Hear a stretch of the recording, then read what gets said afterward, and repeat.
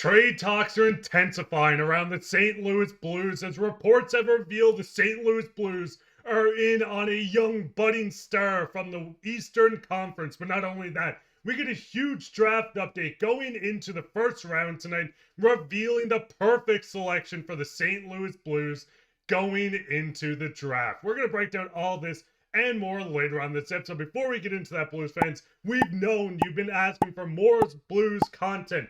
And with that, we're happy to announce that we're launching Blues Digest. So if you want to keep up to date on everything to do around your St. Louis Blues from me and Darius, go check out Blues Digest. We're going to be posting content on them going into the draft, free agency, everything you need to know on the St. Louis Blues you can catch straight at Blues Digest. So make sure to go and hit that subscribe button. But with that, Darius, let's just hop straight into the first thing today, where we did get some quotes from Doug Armstrong going into the draft. He made it very clear, and you can pause and you can read through this, that if they're going to trade the 19th overall pick, they're not looking at someone that's an unrestricted free agent after 1 year. They want to get someone with term. They want to go into this and either take a selection at 19 to bolster the future of this team, or flip this pick for someone that has multiple years or an RFA. Now, what is your initial thoughts just before we get into the player they're linked to and the draft pick? What is your thoughts on Doug making it very clear they're not looking at rentals?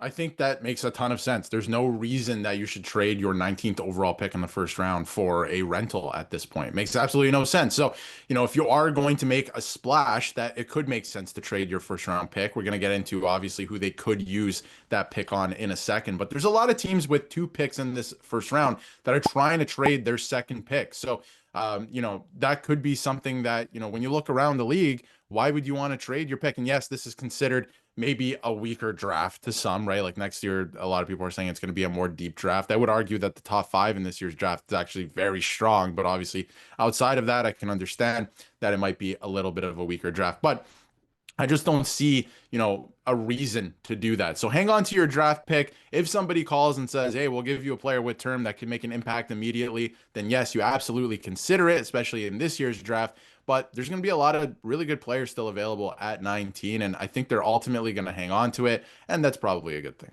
I mean, Blues fans, we've had an exciting season. We know what Doug Armstrong's doing. We know how good this team was going into the playoffs. But we did get a report today from Scott Wheeler, or a couple days ago, but it will be linked down below if you want to read through it. But he goes into linking the Blues in its final mock draft to Cole Reschny. Now, Reschny, in my opinion, is a great prospect. If he's there at 19, you bolster up the middle of your team. Reschny went out a prolific assist guy. Is it someone that can go out, get you points? He can score goals. He was phenomenal in the playoffs. Looking at Reschny, is this something you think fits the Blues, Darius? They need to add a bit of center depth. They have Dvorsky coming up and ready and poised to join this team very soon. But with some aging centers on the team, Shen is someone that maybe in the next 3 years won't be on this team. Do you think Reschny is the perfect fit going into this draft?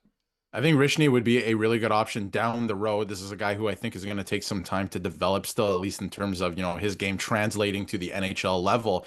Could be a replacement, like you said, for Braden Shen somewhere down the road. So I think that it makes a lot of sense. At the end of the day, the Blues should take whoever's the best player available at 19. And we've heard a lot of things about certain players who we thought were going to go, top 10, top 20 in this year's draft that are now sliding down, and certain players after the interviews are rising. So it's going to be a very weird draft in terms of, I don't think a lot of the picks in the first round are going to stay with the teams that, have them right now.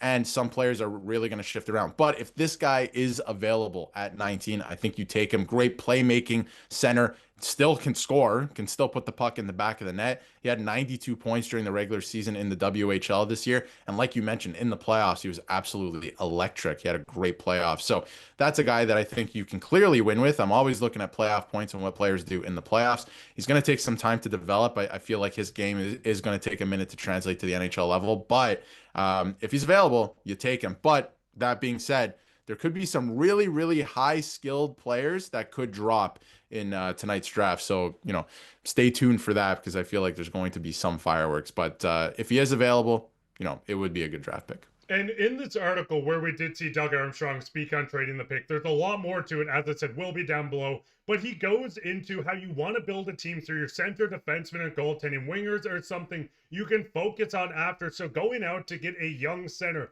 a prolific playmaker, someone that can fill in this void in 3 years. Blues fans, what is your thoughts on them being linked to Cole Reschny at pick number 19 by Scott Wheeler? Go down and leave a comment on that below, or leave a comment on who you think they're going to draft, or who they do draft if you're watching this in the future. Shout out to you guys as well. But the big thing is they have been linked in trade talks. We've seen the Noah Dobson stuff. That got shut down as he wants to stay east. But from Darren Dreger today, we see interest in Bowen Byram, the St. Louis Blues. Now, Bowen Byram is a very interesting name. We know the left side of this team and what's on defense.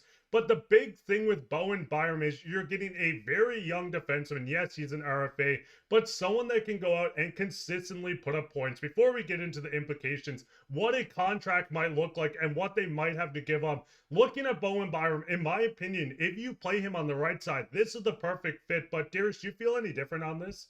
No, I think that that could work, right? Again, he's a left shot, so I'm a little skeptical of that sometimes. I like to look at the game in a traditional way, really, and I think that, if you're a left shot, you should be on the left side. If you're a right shot, you should be on the right side. It doesn't always have to be that way, but you're better suited for that if you play on your hand in his side. But he can play the right side, and we've seen it before that he can handle that. He's won a Stanley Cup. That's a big thing, right? Like he knows how to win. He knows what it takes to win. His stats that year were, unbelievable as well in advanced analytics. So I do wonder though, Mark, and again, we'll talk about specifics on a contract in a second because he is an RFA, but I do wonder if most teams and if the Blues are truly interested in him, go the trade route instead of an offer sheet. Obviously, you can wait to offer sheet him, but it's going to be quite a bit of money, right? Of course. And obviously, if you trade for him, he still needs a contract, but it's going to be quite a bit of money. And you're going to have to give up some futures. And we know if you trade with the Buffalo Sabres because of what happened with JJ Peterka, they don't really have any interest in futures right now. They want some players that can make an impact. So I wonder if you can offload some salary as well, which I think is very interesting for the Blues because it is kind of tight and they still have a couple moves to make, like signing Hofer, right? So I do wonder if they go that route instead. I think it would be pretty interesting. Because looking at Bowen Byram in a whole, we know he is someone that can put up points. He is still solid defensively. I clicked on every screenshot but the right one, but we did it once again. We did see that he was almost top in total time on ice, only at 20 years old, when the Colorado Avalanche won a cup. Yes, bringing in a left-handed defenseman to play on the right side might not work the best, but we've seen TJ Brodie play his entire career on the right side as a left-handed. It's hilarious that the Chicago Blackhawks had to buy him out. That's just for a different topic. But with Byram coming in, you look at the future of the team. Fowler's getting older, Parayko, Leddy, Falk.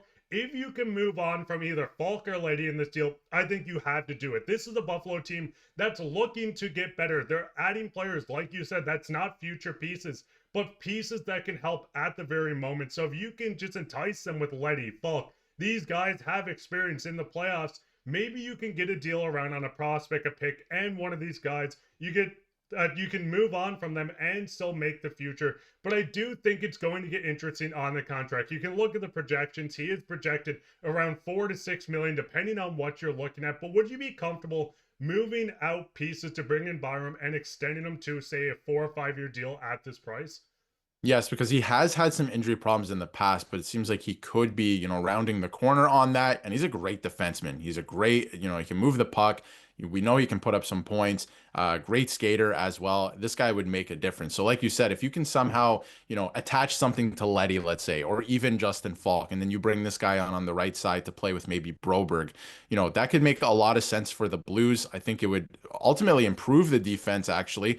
And, heading forward, obviously, like we've been talking about, the defense is aging. That's something that you have to consider. And from the Buffalo Sabres side of things, if you're getting a guy like Falk or Nicoletti, that could make a lot of sense too, because then you can go and flip them for futures or other younger players at like a trade deadline, let's say. So it could make sense for both sides. And we know that the Buffalo Sabres, although they got one right shot defenseman in the Peterka trade, are looking for more and want to bolster their defense and obviously add at forward too. So this could make a lot of sense, I think, for both teams. I think you would have to attach something still. It wouldn't just be like a 1-for-1 trade or anything like that, but could make a lot of sense. And for Bo Byram, the type of player he is, I think 4 to 6 million is very fair. It just depends on the term, of course. So I think this could make sense because obviously you know, we've been talking about Noah Dobson. Doesn't look like that's very likely to a Western Conference team or the St. Louis Blues. But Bowen Byram is still very much available, and I think that he probably will be moved or offer sheeted. And because he will be offer sheeted, I feel like that's why the Sabres are going to look to move him.